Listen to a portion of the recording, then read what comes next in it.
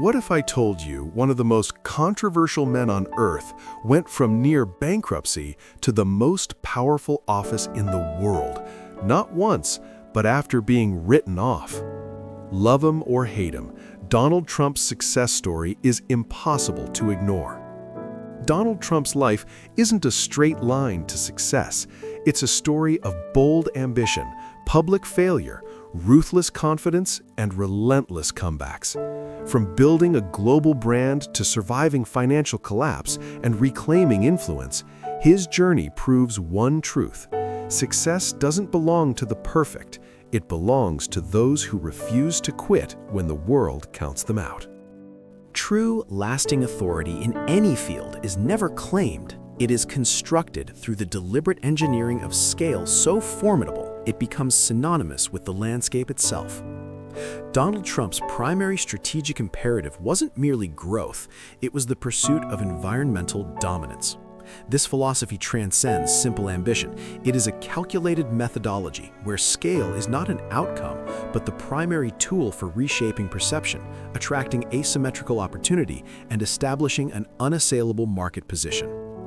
While contemporaries optimized for efficiency within existing frameworks, Trump's playbook involved redefining the framework entirely. Consider the transformation of the dilapidated Commodore Hotel into the Grand Hyatt, or the audacious construction of Trump Tower on Fifth Avenue. These weren't just buildings, they were architectural declarations of arrival, designed to permanently alter the skyline and, by extension, the city's psychic real estate. This scale served a dual purpose. It communicated irreversible permanence and success to the public, while simultaneously acting as a gravitational core for capital, high-stakes partnerships, and premium branding opportunities. In deal-making, this translated to opening negotiations from a position of overwhelming narrative strength, setting terms so bold they immediately reframed the conversation's boundaries. For the professional, the profound lesson here is that monumental thinking creates its own market.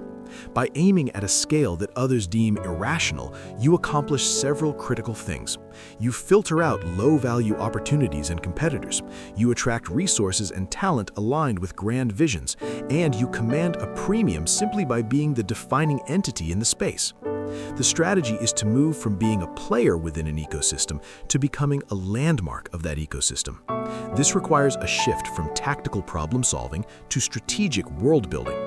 Ask not just how to win the game, but how to design the board, own the most valuable pieces, and rewrite the rules in your favor.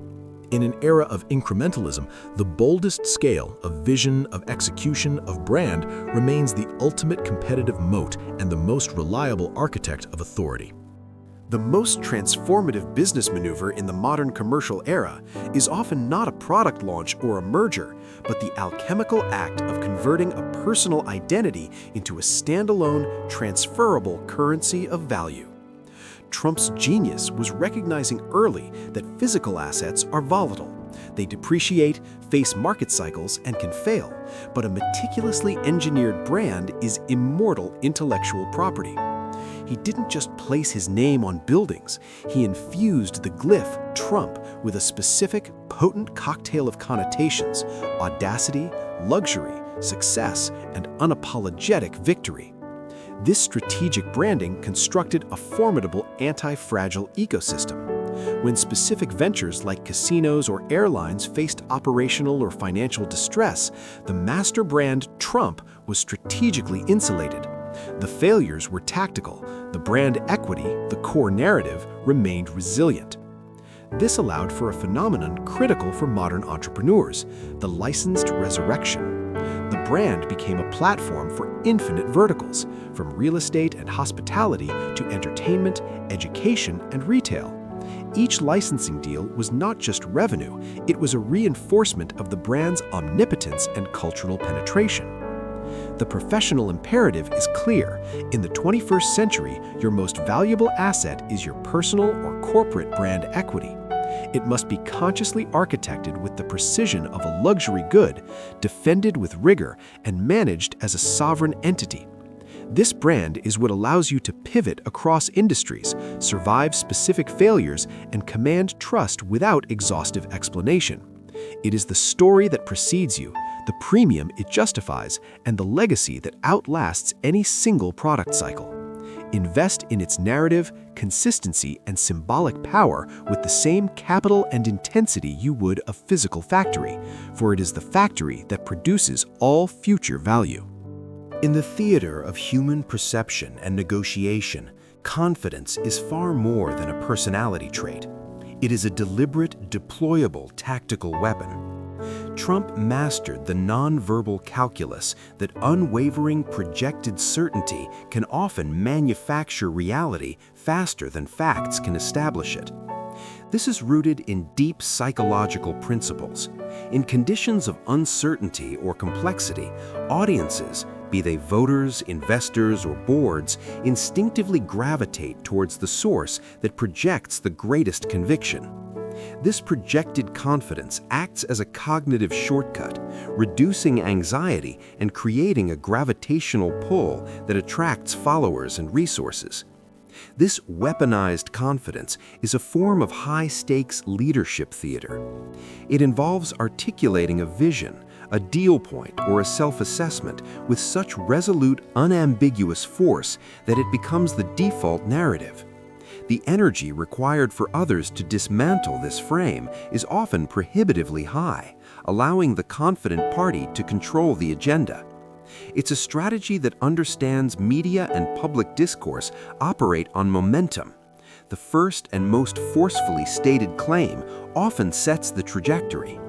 This isn't about blind arrogance, it's about understanding that perception is a negotiable currency, and confidence is its most potent mint. For the aspiring leader, the lesson is to engineer and project a reality distortion field of your own. This requires meticulous preparation married to flawless, decisive delivery. It means communicating strategy with such clarity and certainty that it dispels doubt and mobilizes action. In boardrooms, sales pitches, or public forums, the individual who projects sovereign confidence in their direction commands attention and, by extension, authority. Cultivate this not as a mask, but as a skill, a conscious choice to back your informed judgment with the full force of your presentation, understanding that in the battle of narratives, the most confidently told story often wins. The defining arc of a transformative career is never a smooth ascent. It is a series of precipitous cliffs and subsequent hard-won resurgences. Trump's most instructive period wasn't his zenith in the 1980s, but his near obliteration in the early 1990s, burdened by billions in personal debt, publicly branded a failure, and severed from conventional financing. This moment presented the ultimate test: capitulation or metamorphosis. His path forged the blueprint for strategic resilience, demonstrating that failure, at sufficient scale, isn't an ending. It's a brutal, indispensable forge that tempers a more formidable entity. The comeback was a masterclass in narrative and financial triage. It involved ruthless asset divestment, high-stakes bank renegotiations, leveraging his brand's residual notoriety as collateral, and a critical pivot, doubling down on media as his primary arena. He transformed his story from failed tycoon to tenacious combatant, using visibility as a tool to rebuild commercial and public relevance. This period didn't just recover losses, it forged a new operational DNA, more media-savvy, more agile, and psychologically armored against criticism. The failure provided tar pit intelligence, knowledge so visceral and hard-won it cannot be acquired on safer paths.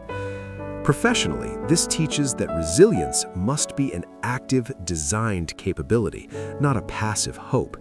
It requires building a brand separable from any single asset, maintaining a narrative of mission beyond temporary setbacks, and cultivating a network loyal to the individual, not just the success.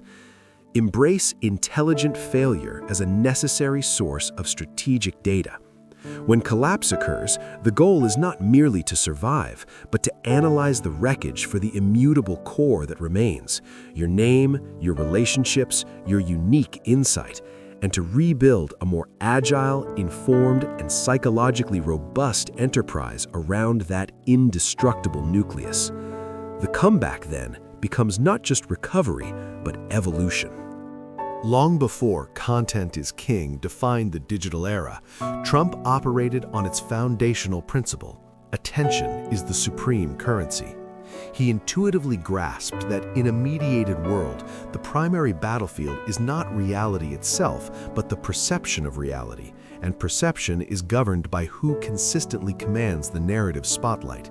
He became a virtuoso of visibility, understanding that sustained attention, whether laudatory or critical, accumulates into cultural capital and brand equity that can be monetized across domains.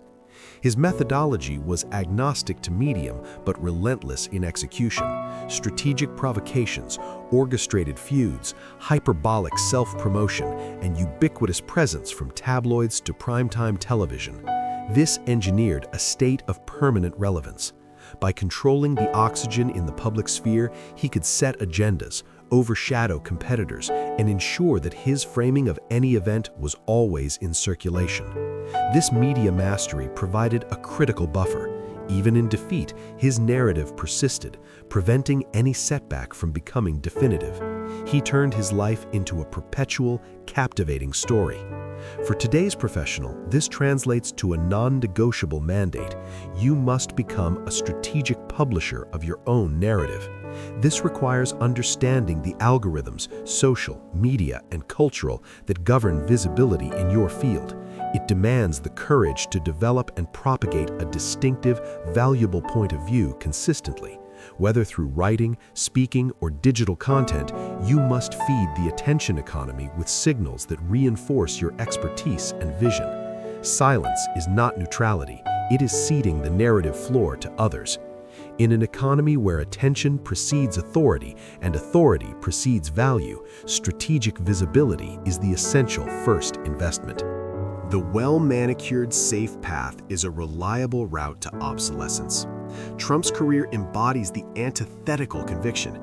Asymmetric reward demands a voluntary acceptance of asymmetric public risk. From leveraging his family's business to bet on a bankrupt Manhattan in the 1970s to acquiring distressed iconic properties amid recessions, his signature moves were characterized by a risk calculus that paralyzed his peers. This is not mere gambling, it is a sophisticated valuation model that recognizes the greatest opportunities are often hidden within complexities, stigmas, or scales that deter conventional players. By personally guaranteeing loans and staking his public reputation, he gained access to deals, terms, and leverage points unavailable to the risk-averse. This created a powerful dynamic. His successes were monumental and identity-defining, for example, Trump Tower, while his failures, though severe, became dramatic chapters in a larger, resilient saga. The risk was not just financial, but reputational, a wager that the narrative of boldness itself had value. This approach understands that risk is not a hazard to be minimized, but a scarce resource to be strategically allocated by those with the vision to see its potential yield. The professional lesson is to develop a sophisticated personal risk taxonomy. Move beyond blanket risk aversion. Instead, identify which risks you are uniquely positioned to bear, whether through expertise, temperament, or asset structure, and lean into them decisively. Legacy is built by venturing into the scary but valuable zones that others abandon due to fear of short-term optics or personal exposure. Conduct the pre-mortem, accept the consequences, and then move with conviction. In a world obsessed with downside protection, the courage to intelligently embrace calibrated high-stakes risk remains the most reliable differentiator between managers and legends.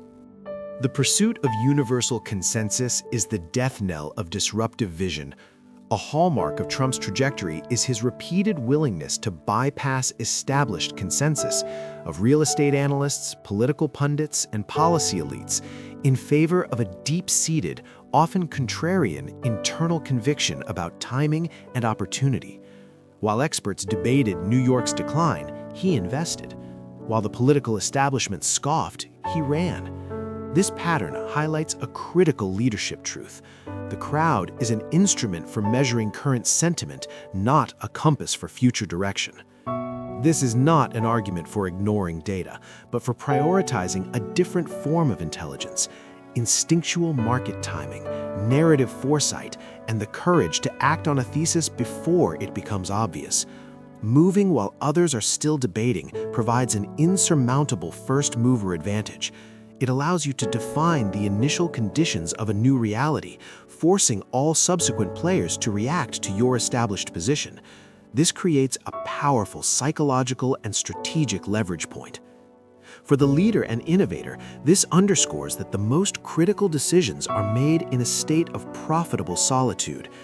Data, reports, and committees can inform, but they cannot decide.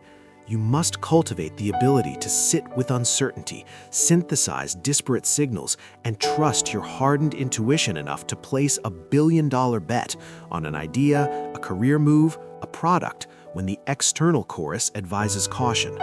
Your greatest competitive edge is the conviction to move forward while others are paralyzed by the need for approval, transforming their hesitation into your head start. In the long narrative of an impactful life or enterprise, downfall is not a bug. It is a predictable and defining feature. Trump's story is essentially a trilogy of resurrections, from 1990s bankruptcy, from television celebrity to political novice, and through multiple political and legal crises. Each instance cemented the Phoenix principle into his brand's core identity, that ultimate success is not defined by an unbroken winning streak, but by the demonstrated, repeated capacity to rise from apparent ashes, often to a higher plane of influence and recognition. A strategic comeback is the most powerful demonstration of multi-dimensional resilience. It proves the underlying asset, the brand, the vision, the individual's tenacity, is more durable than any single setback. It transforms linear narratives into compelling myths of perseverance, which in themselves attract allies and opportunities. People are drawn to the story of resurgence. It provides a template of hope and justifies deeper loyalty. This principle turns vulnerabilities into proof points of strength. Therefore, the ultimate professional strategy is to plan for comebacks as diligently as you plan for launches. This means architecting your career and company with resilient, modular design, a personal brand independent of your job title, a network loyal to your character, financial runways that allow for pivots, and a core mission that transcends any single product's life cycle. When, not if, a setback occurs, your focus must immediately shift from grief to narrative and operational reassembly. The goal is not to return to the previous state, but to synthesize the lessons of the fall into a smarter, tougher, and more compelling version 2.0. Your legacy is not written by your peaks, but by the valleys you have crossed and the profound message your recovery broadcasts to the world. Donald Trump's journey teaches one undeniable lesson. You don't need everyone's support. You need unbreakable belief. Dream big, take hits, stand back up, because history doesn't remember the cautious, it remembers the bold.